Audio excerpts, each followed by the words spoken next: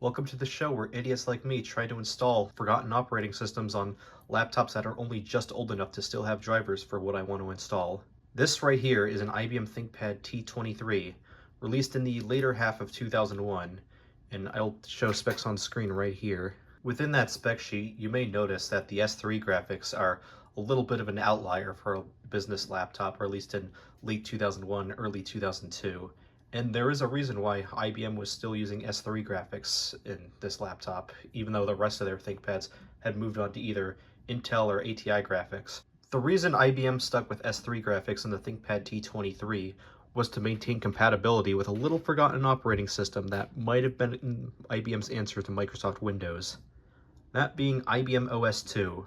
What I have in front of me are burned CDs for OS 2 Warp 4.52, which was released at the end of 2001. It's been a couple of years since I burned these discs, so I don't remember if it's the original version of 4.52 from the end of 2001, or if it's Convenience Pack 2 refresh from April of 2002, or even the RTM refresh from 2007. Because yes, apparently OS 2 Warp 4.52 did get a RTM refresh in 2007, even though the end of life date was 2006.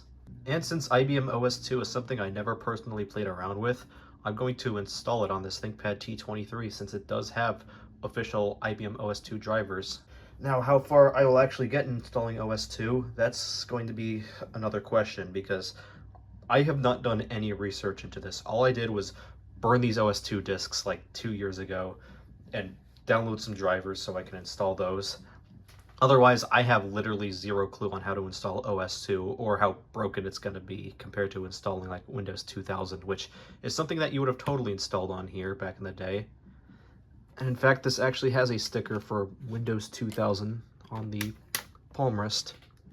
Although, interestingly enough, with this particular unit, if we flip it, this is the Type 2648 LU5 built in May of 2002. Okay, pretty typical T23 unit. It's one of the later ones since that was the same month that the T30 was introduced to supersede it. But take a look at this COA right here. This is a Windows 98 2nd edition COA with the early XP styling, and these COAs are not very common for Windows 98, and even NT4 for that matter, because yes, some Optiplex GX240s were shipping with Windows NT4 in 2001, 2002. Out of all the T23s I've had in my life, this is the only one that didn't ship with Windows 2000. There were later units that shipped with XP, but I didn't have any of those. The ones I had shipped with 2000. Whereas this one, even though it has a sticker for 2000, it also has a sticker for 98 because that's on the same label. And this one shipped with 98. Enough yapping, let's get the show on the road. I'm gonna plug her in, because while this does have a working battery, it is actually kind of useless, so I'm not even going to bother. I'm going to readjust the camera, readjust my supplementary info window to the other monitor so you can see my glorious wallpaper. And just to reduce background distractions, I'm going to turn off both of these monitors, which includes the right one. I will only turn it on for when it's necessary. And now let's fire this laptop up. I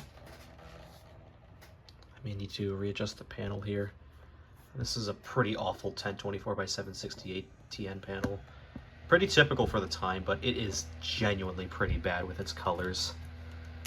Like, this has some awful orange tint when you first turn on the computer if it hasn't been on for a while. But yes, I'm going to boot into Gparted first because you'll never know how OS 2 is going to react to seeing NTFS.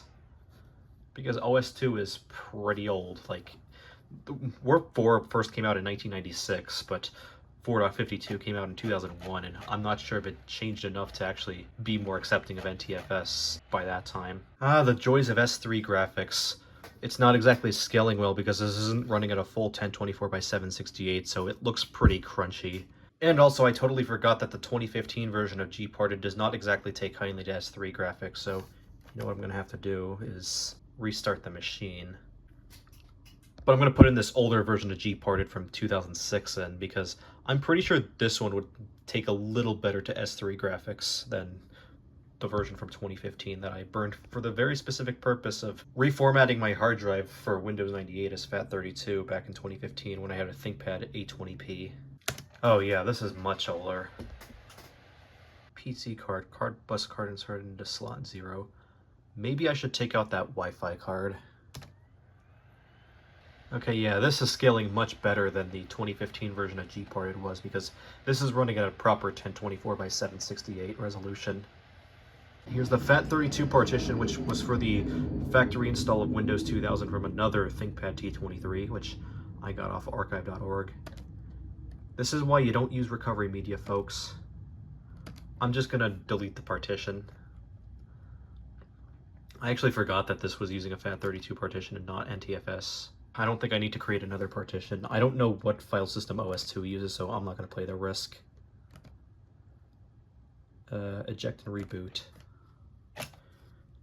Please remove media from the tray. I'm not going to press enter just yet because OS2 has 2 different disks that you need to use.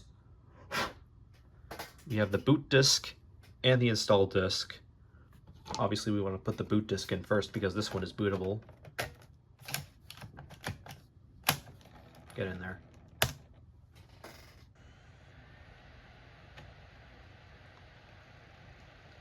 OS2. Yeah, here's the boot screen. Internal revision 1409. No, that's 14089 W4. I don't remember exactly what W4 is, but I will add an annotation for that.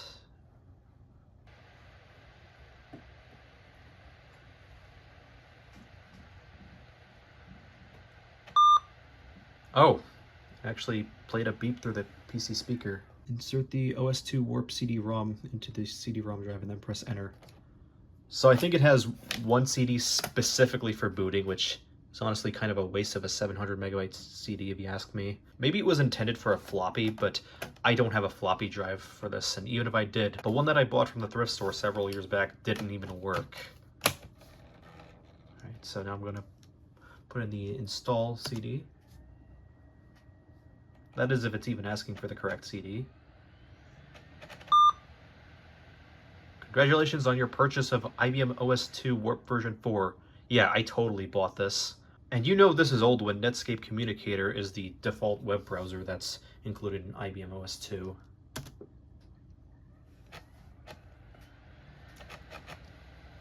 Okay, the installation program will guide you through each of these phases. Okay, so pretty typical. Minimum volume size of 120 megabytes. I have a 40 gig hard drive in here. Hopefully that's not too much for OS2. Enter to modify the volume sizes. You'll need 450 megabytes of hard disk space if we're going to install all the features. We're more than fine. When volumes are modified, there's literally no volumes on this drive. Let's just continue. Yes. Okay, 513 megabytes. That is on CD-ROM. Are we able to create a new volume that could be made bootable? OS2. Okay, that's a little confusing, but there we go. Physical disk, the 198 megabytes, so 40 gigs. Allocate from free space, all of it. OS2, all of it. Yes.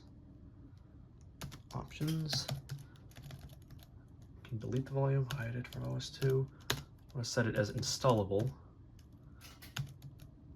And I think we can exit from here. Save the changes and exit. Disk partitioning is complete. We have to remove the product media from the drive. Okay, so what it's telling me, I think, is that we have to remove the install drive, or the install disk, put it back in, and then do the 3-finger salute. Maybe we gotta hold the 3-finger salute. Okay, yeah, it wants us to hold it for some reason. Interesting, but okay.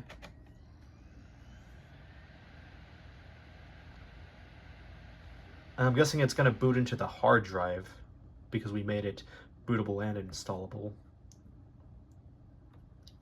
And then it's gonna get the files from the disk from there. I probably did something wrong. Okay, I had to put the boot disk back in. Let's press enter from here. Let's see if anything changes. There we go. Just had to reboot. So all I had to do after repartitioning the disk was put the boot disk back in, restart, and put the install disk back in. There we go. And it's telling us what a hard disk and partition refer to. Let's accept the volume. Perform a long format or a quick format. The installation volume can be formatted to use either the high performance file system, HPFS, so that's the OS2 file system, or the FAT file system, which is what older versions of Windows used. I'm going to do a quick format because I don't want to be here all day, even for a 40 gig drive. Okay, so we can only use HPFS on a 40 gig drive, which makes sense because I don't think FAT16 can go past 16 gigs anyway. Wait, what's JFS supposed to be? I'm curious.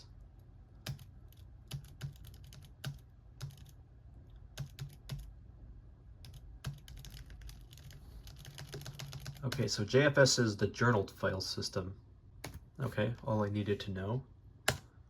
So we're gonna install this using HPFS, which is probably the best choice anyway.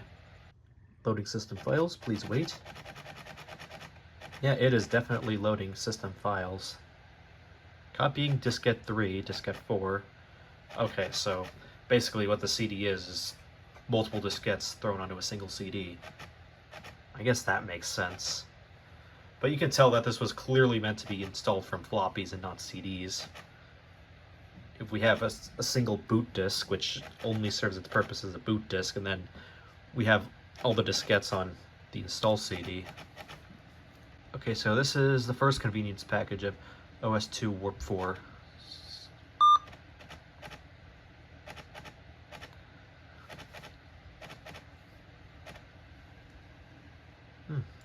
That's a neat little ASCII loading animation. I quite dig it, actually. Okay, so it's checking our workstation's configuration. It's no longer moving. Remove the diskette and either press Ctrl-Alt-Delete or restart your workstation to continue the installation. Except this is not quite a workstation laptop. This is only the, I don't know if I'd call it ultra portable, but it was the quote-unquote thin and light executive laptop of its day, whereas the workstation was the A series. Like the A23P would have been the latest when the T23 released.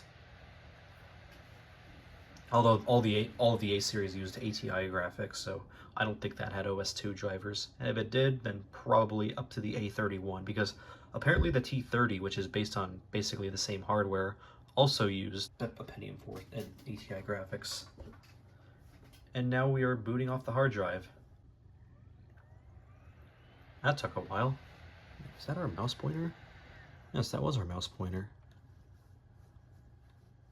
It's looking like bootleg Windows so far, which I think that's what IBM OS2 was. It was IBM's answer to Windows. Primary display, SVGA S3. Okay, so it already detected our S3 graphics. IBM VGA 256C. Gonna see if I can find S3 Savage from here. Okay, Savage 4. I think that's what the Super Savage is based on. The installed adapter does not support the selected display driver. I'm gonna risk it. I guess it doesn't want me to change my selection then. Okay, so doing a little bit of quick research, the S3 Super Savage IXC that's in the ThinkPad T23 is just the mobile version of the Savage 4 with integrated SDR memory, so I don't see why the Savage 4 driver wouldn't work. And also on a Vogon's post, apparently the Super Savage does not support the Metal API, unlike the Savage IX that was in the older ThinkPad T2 series. That's a bit of a bummer. But I wasn't going to be playing Windows 98 games anyway on this system. Okay, so I guess we're just going to use the generic driver, because the Savage 4 family driver doesn't want to work, even though that is what we have in here technically. I don't have any serial devices installed, no secondary display, country, region, and keyboard are all correct.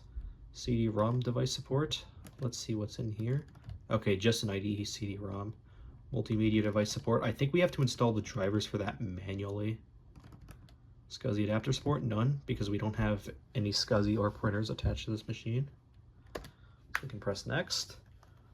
Support installed for advanced power management, so that's for the battery, I think, even though the battery is useless in this particular machine. External diskette drive support. I'll install it anyway. PCMCIe support. Oh, ThinkPad T23. I'll install PCMCIe everything just because I can. And if you want to look through all the options that are available for these ThinkPads, ultra-bay device swapping, also for the T23. Next. Wait, did I press that twice? Did a little quick research on the code page, and apparently 850 is supposed to be Latin 1 for the DOS code page, and 437 is the original IBM PC hardware code page. I'm just going to leave the primary and alternate as is because I have no understanding on this stuff. System default printer. Do not install a default printer because I don't have a printer that I can use with this. Primary display driver installer. Okay, so it's going back to this. I'm going to see if I can select the Savage 4 family driver again. Let's install just about everything except the printer utility. So we're getting the Assistant Center, fonts, system utilities, system components, tools and games. Those are going to be interesting to check out. OS2 DOS support. We probably want that.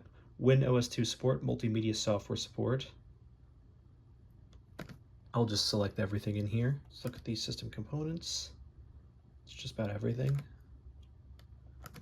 Tools and games. Oh, this has Klondike Solitaire.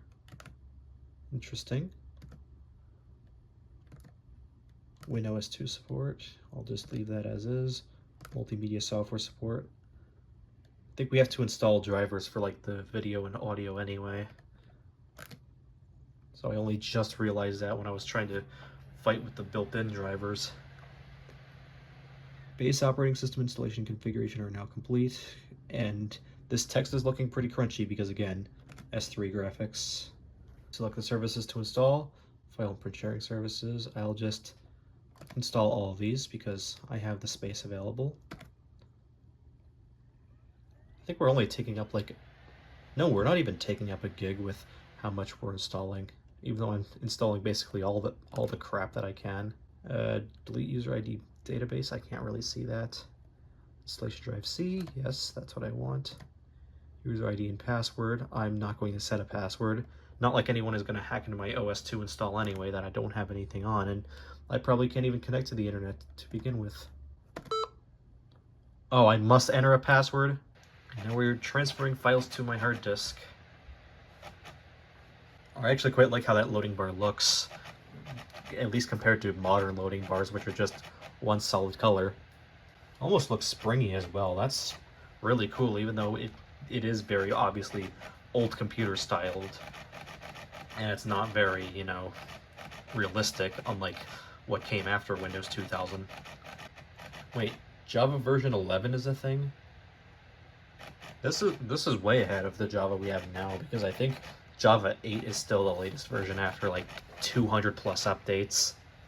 But no, I think that's supposed to be Java 1.1, which makes sense because I think Java was introduced sometime in the earlier mid-90s, and OS2 Warp version 4 came out in 96 for the original release. MS-DOS, that's a new way of saying MS-DOS. I mean, it's one of several types of DOS because IBM also had PC DOS at the time, which I have on a really old ThinkPad 500 that is like almost a decade older than this laptop is. Installing network adapters and protocol services. Okay, so my system will restart on its own. Okay. And I don't have to take out the disk because this install disk isn't even bootable.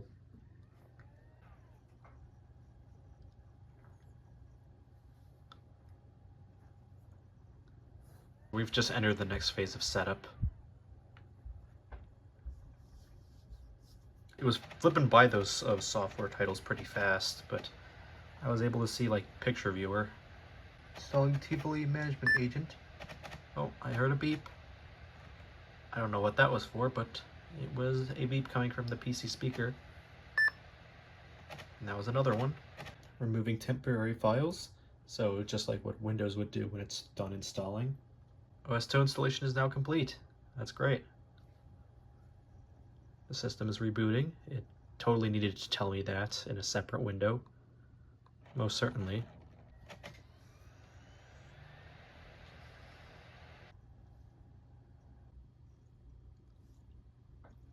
There's the UDF file system driver being loaded into the background. Intel Pro PCI driver. I wouldn't be surprised if that's the wrong Ethernet driver, but I'm not going to plug in my Ethernet cable and find out from there.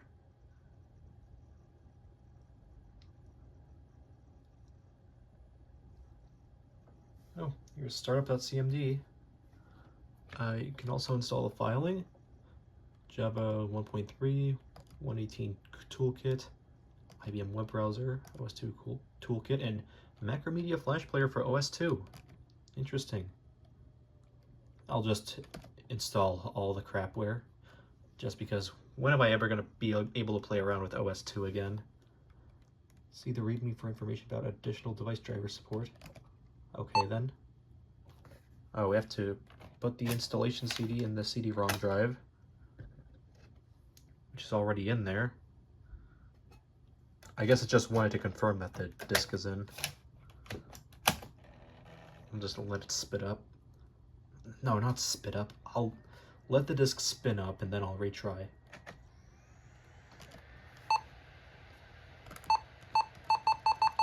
Whatever, I'm not gonna bother.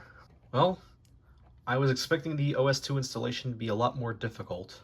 Well, not like Arch Linux or Linux for Scratch levels of difficult, but, you know, more difficult than Windows 98, which is about the most difficult that I'm used to.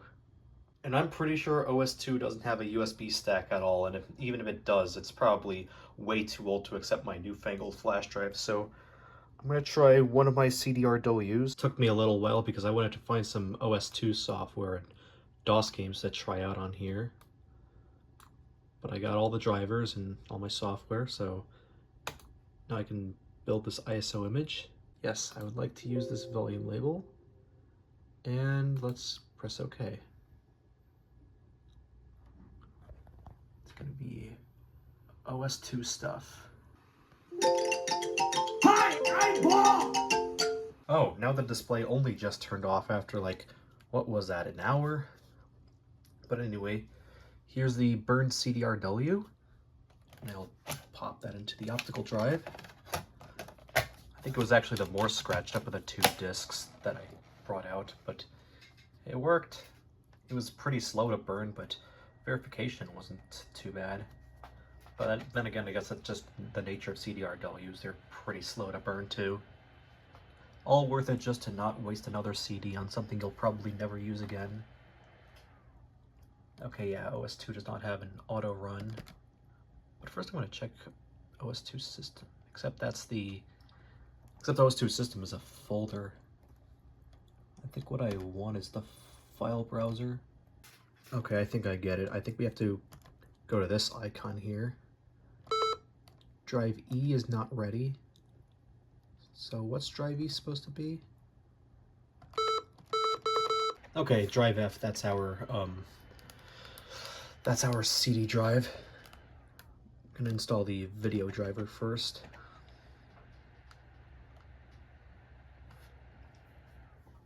Assuming that even is the right driver.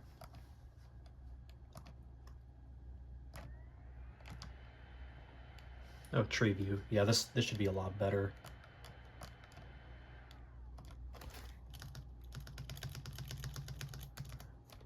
Except I can't even find it. No, never mind. I just had to get it out of tree view and bring it to icon view. Oh, Ethernet OS2. Don't tell me that's a Windows application, judging by the window with that specific color pattern.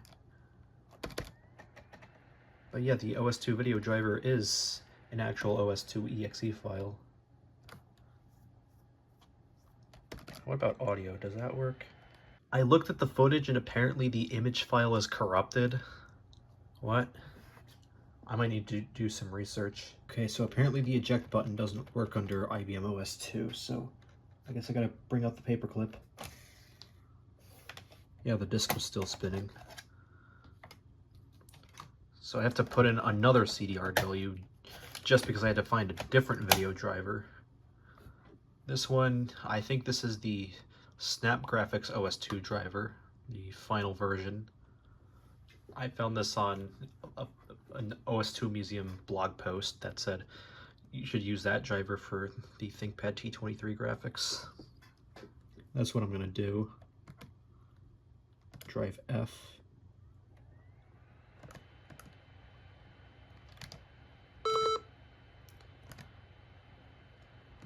Oh, I don't think it liked that I swapped my drive, or that I swapped my disk. Well, there's the shutdown button. Apparently, even the latest version of OS2 Warp 4.52 doesn't support ACPI. Oh, time to press Control-Delete.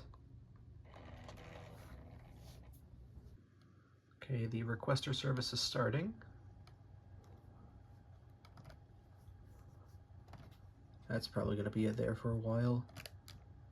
I want to go to drive F. Okay, apparently drive E is gone. There we go, Snap OS 2. That's exactly what I want. Welcome to Skytech Snap Graphics, which is exactly what I want. Express installation.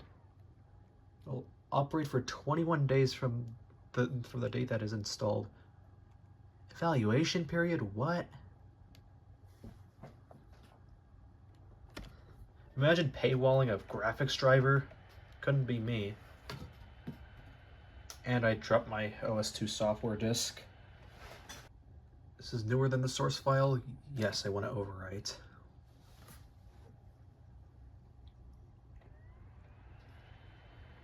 And reboot now. Oh, now I can eject my CD drive. Or I can eject my disk. That's good. Now I'm going to put the OS2 software disk in.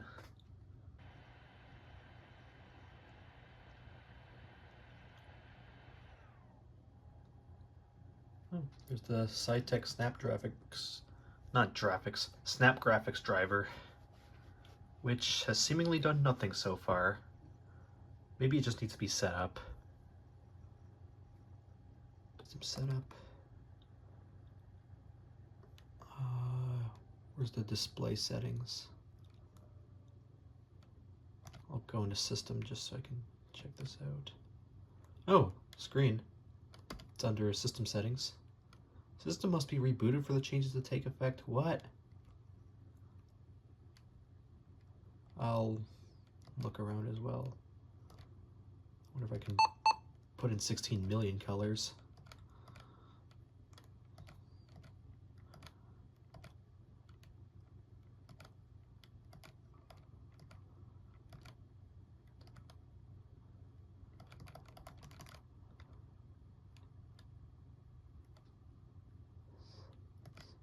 Press advanced. Oh, this is going into text mode. But it did detect the S3 Super Savage IXC at least. Oh, I see a little page icon here. So is this where we go to the next page? Huh. Okay then. Super VGA 1024 by 768.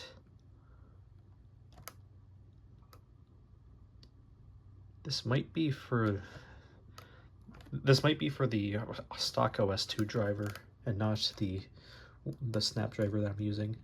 Okay, yeah, nothing I'm looking for is there. Is there any way to apply these settings? As if that told me anything.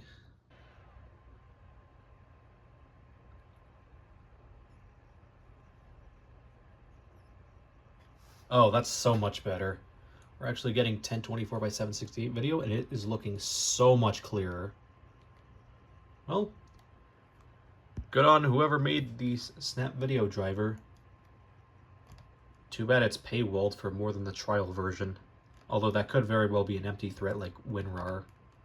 Oh yeah, that is so much better. I've been sitting here for a while, so I think I'm going to call it a day and copy all my OS2 software over to the hard drive. Right click, go to icon view, then find the software folder. Programs, okay. Create another. We can give this a new name. OS2 software is what I'll call it.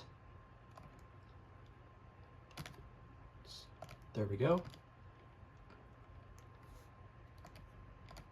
And I will copy everything that is in this folder.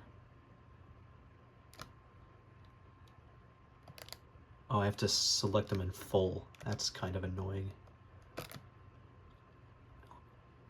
Copy. No, so I can't put it into a pasteboard. That's kind of sucky.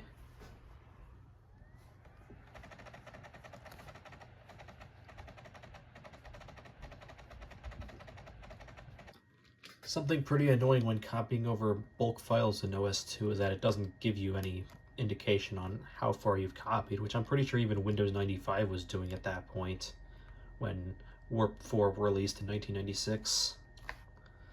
So yeah, it's no wonder why OS2 didn't take off. Well, that took forever.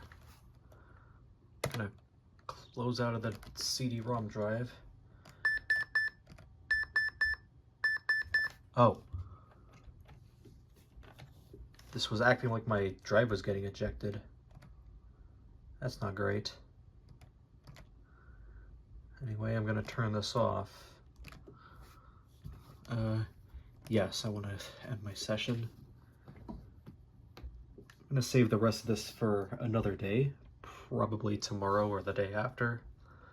As for the 21-day evaluation period that's imposed on the graphics driver, apparently a free version was released at some point, and Cathode Ray Dude actually archived it on the Internet Archive, so yeah, the dude's a legend.